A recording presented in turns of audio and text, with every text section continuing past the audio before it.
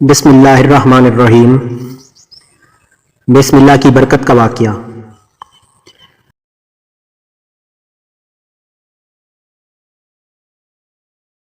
کہا جاتا ہے کہ کسی علاقے میں قحط سالی پیدا ہو گئی۔ اس قحط سالی کی لپیٹ میں نہ صرف انسان بلکہ چرند و پرند سب اس کا شکار ہو گئے۔ مویشی مالکان بے حد پریشان تھے۔ اس دوران ایک مسجد مولوی نے جمعہ کے خطبے میں نہایت یقین کے ساتھ یہ بات بتائی کہ اللہ کا نام لے کر یعنی بسم اللہ پڑھ کر دریا کو حکم دیا جائے تو وہ بھی نافرمانی نہیں کرتا۔ خطبہ سننے والوں میں ایک چرواہا بھی موجود تھا۔ مولوی کی یہ بات اس کے دل میں اتر گئی اور اس بات پر اس کا یقین کامل ہو گیا۔ اس نے واپس آ کر اپنی بکریاں کھولیں اور سیدھا دریا پر چلا گیا۔ اونچی آواز سے بسم اللہ الرحمن الرحیم پڑھا اور دریا کو کہا وہ اپنی بکریاں چروانے کے لیے دوسرے پار جانا چاہتا ہے اور اسے کہا کہ مجھے اپنے اوپر سے گزرنے دے۔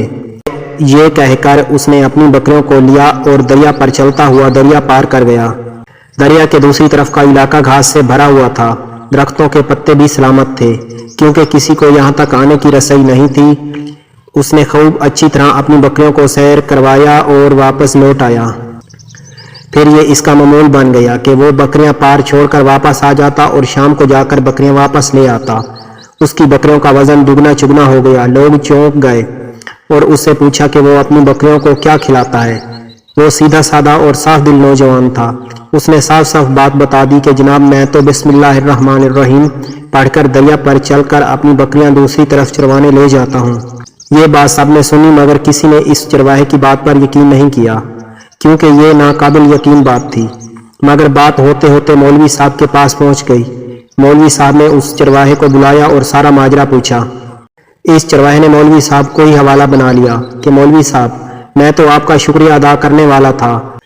آپ نے جمعہ کے خطبے میں جو نسخہ بتایا تھا کہ بسم اللہ الرحمن الرحیم کہہ کر دریا کو بھی حکم دو تو وہ بھی انکار نہیں کرتا، تو میں تو بس آپ کے نسخے پر ہی عمل کر رہا ہوں۔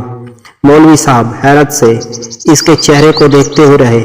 مولوی صاحب نے کہا بھائی صاحب ایسی باتیں تو ہم ہر جمعہ میں کرتے ہیں، فقط ان کا مقصد لوگوں کا ایمان بنانا ہوتا ہے۔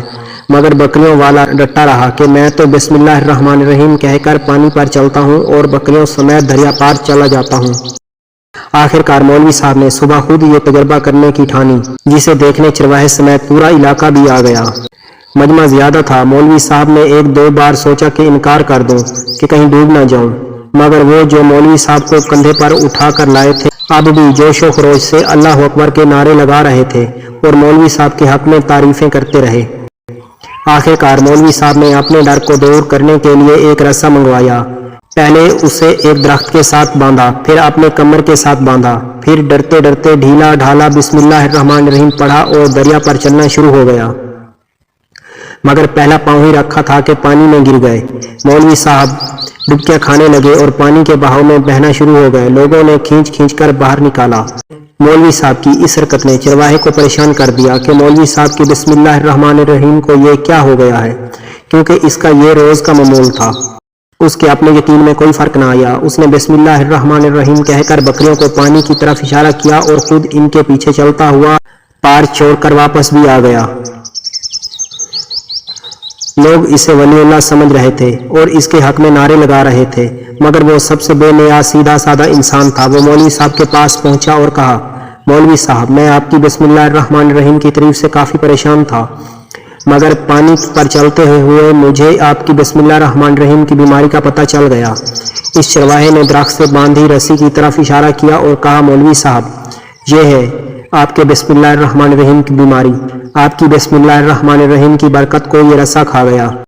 آپ کو اللہ اور بسم اللہ سے زیادہ اس رسے پر یقین تھا، لہٰذا اللہ نے بھی آپ کو رسی کے حوالے کر دیا۔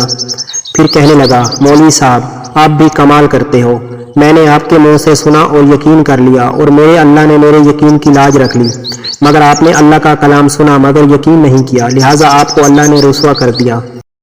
محترم عزیز و دوستو، یہی کچھ ہمارا حال ہے۔ ہماری نمازوں اور دعاؤں کا حال بھی یقین سے خالی ہے۔